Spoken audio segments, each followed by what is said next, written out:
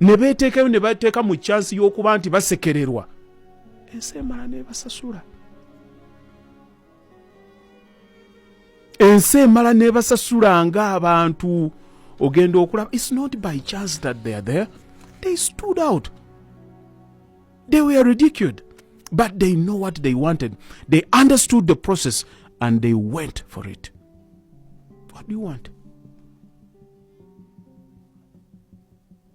Omwana n'atambula ng'oyo n'ajja n'akugamba nti nze ntegeera olugero lwange luli bweki, kino kye njagala okukola. See, people who are afraid of taking risk are afraid of life itself. Abantu abatekkirizaamu abatya okugamba nti kannyingirire kino n'obulamu bwennyini babutya. Baagala kubeera gye beekwese obudde bwonna. And you wake up today ogambe, oh, oyo yakikola atya, oyo yakikola atya. Omuntu ng'oyo bw'akikola ky'ova olaba afuna bangi nnyo abamukuba. Lwaki? Bo aba baalemwa. Era oli agamba nti Mukama Katonda gw'amaze okuwa yalowooza nti abalala banafu. Oyinza ogwo okubanga gwe munafu, naye ng'obunafu bwo tobumanyi. Akakyankala n'akakuli mu bwongo oyinza obutakatugamba ku mumwa, naye results zo tuziraba. Ky'oyogera totuukiriza, bw'olaganya totuukiriza.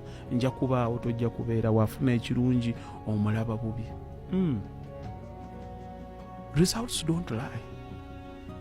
Results don't lie. Sikiwa nti ekyo tukitegeeraganyeeko. Ate ky'olina okumanya, omuntu nga ggwe, a man cannot choose circumstances, but he can choose his own thoughts. And his own thoughts, technically or strategically, will determine his circumstances. Oyinza obutalonda wawooli olwaleero, naye bw'onaakwata ebirowoozo byo n'obironda butereevu n'obifuula nga bya bbeeyi nga birina ekigendererwa ng'era bigwanidde, ebirowoozo ebyo bijja kukuyamba okulonda embeera gy'oyagala. Omuntu ali mu bulamu, obulamu nga bulina ekigendererwa, alina ebintu by'atandika okwewala mu bugenderevu lwa nsonga nti alina ekigendererwa.